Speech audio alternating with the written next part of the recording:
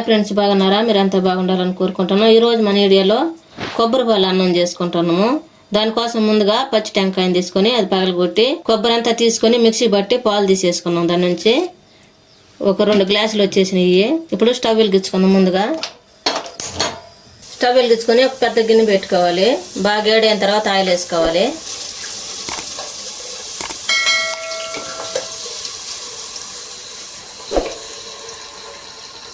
Oil అయినా వేసుకోవచ్చు, నెయ్యి అయినా వేసుకోవచ్చు. ఒక 5 స్పూన్లు ఆయిల్ వేసుకున్నాము. ఆయిల్ బాగా వేడిన తర్వాత బిర్యానీ ఆకులు వేసుకుంటున్నాము. ఆ తర్వాత మసాలాలన్నీ వేసేసుకుంటున్నాము. అది బాగా వేగిన తర్వాత ఉల్లిపాయలు వేసుకోవాలి. ఇది మొత్తం కలుపుకోవాలి.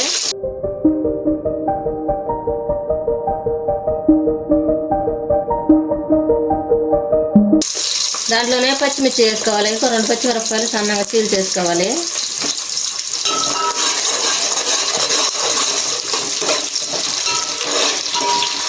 ఆ తర్వాత క్యారెట్ ముక్కలు, బీర్నెస్ ముక్కలు వేసేసుకోవాలి.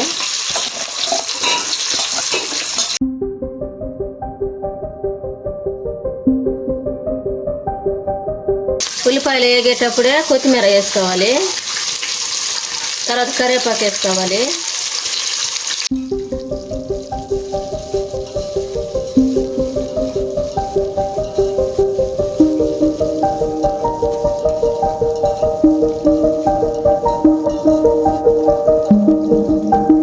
కాయలకి ఉల్లిపాయలకి బాగా మగ్గేదానికి ఉప్పు వేసుకోవాలి. 1 స్పూన్ ఉప్పు వేసుకుంటాము. మనం క్యారెట్ ముక్కలు, బీర్నెస్ ముక్కలు వేసేసుకున్నాం కదా, అవన్నీ బాగా మగ్గతాయి. ఉల్లిపాయలు ఇవన్నీ బాగా మగ్గిన తర్వాత టమాటాలు కట్ చేసి వేసేసుకోవాలి. ఒక 3 టమాటాలు సన్నగా కట్ వేసుకొని బాగా కలిపేసుకోవాలి. ఇప్పుడు మూత పెట్టి మగ్గించుకోవాలి. A few moments later.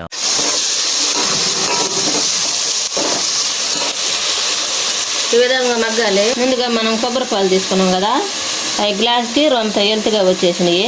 మనం పైన ఇంకా వాటర్ పోసేసుకోవాలి. ఈ కప్ తోటి 1.5 కప్పు బియ్యం వేసాము.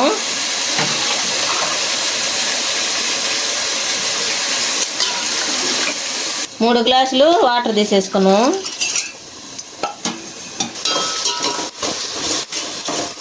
టమాటాలు ఇవన్నీ బాగా మగ్గిన తర్వాత అల్లం వెల్లుల్లి పేస్ట్ వేసుకోవాలి. ముందుగా అల్లము, తెల్లగడ్డలు అవి తీసుకొని బాగా మిక్సీ పట్టేసుకున్నాము. ఇది బాగా పచ్చివాసన పోయేదాకా కలుపుకోవాలి. బాగా ఉడికించుకోవాలి.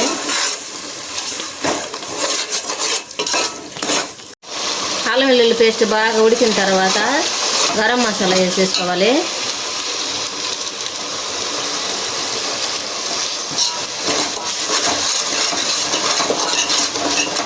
ఇది మొత్తం కలిసేటట్టుగా కలుపుకోవాలి. బాగా ఉడికిన తర్వాత మనం ముందుగా కొబ్బరి పాలు తీసుకున్నాం కదా, ఇవి పోసేసుకోవాలి.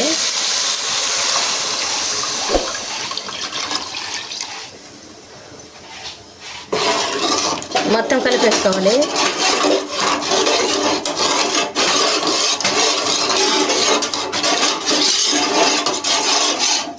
ఈ విధంగా బాగా తెరలాలి. ముందుగా మనం బియ్యం నానబెట్టుకున్నాం కదా, ఆ బియ్యం వేసేసుకోవాలి. ఈ గ్లాస్ తోటి 1.5 గ్లాసు బియ్యం వేసుకున్నాము. ఇవి బాగా కడిగి నానబెట్టేసుకున్నాము. ఇప్పుడు ఇసురు కాగుతుంది కదా, దాంట్లో వేసేసుకున్నాము.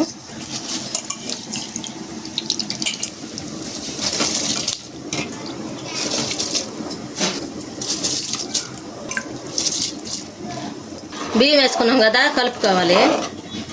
ఇప్పుడు మూత పెట్టి ఉడికించుకున్నాం. మూత తీసి ఒకసారి కలిపి వేసుకోవాలి.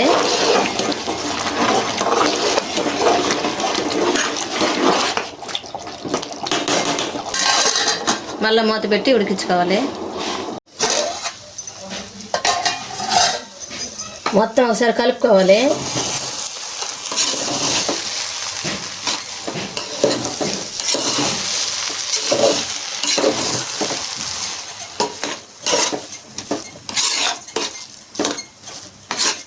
మొత్తం కలుపుకున్న తర్వాత 1 నిమిషం మూత వేసి అట్ట పెట్టేసుకొని దించేసుకోవాలి. స్టవ్ ఆపేసి దించేసుకున్నాము. మనం మూత పెట్టినందువల్ల ఈవిరంతా పీల్చేస్తుంది, అందుకే మూత పెట్టి 1 నిమిషం ఉంచుకున్నాము. ఎంత టేస్టీగా ఉండే కొబ్బరిపాలు అన్నం రెడీ అయింది. మీరు కూడా మీ ఇంట్లో చేసుకొని ఎలా ఉందో మాకు కామెంట్లో పెట్టండి. లైక్ షేర్ చేయండి, సబ్స్క్రైబ్ చేసుకోండి, పక్కన బెల్ నొక్కండి. Thank for watching.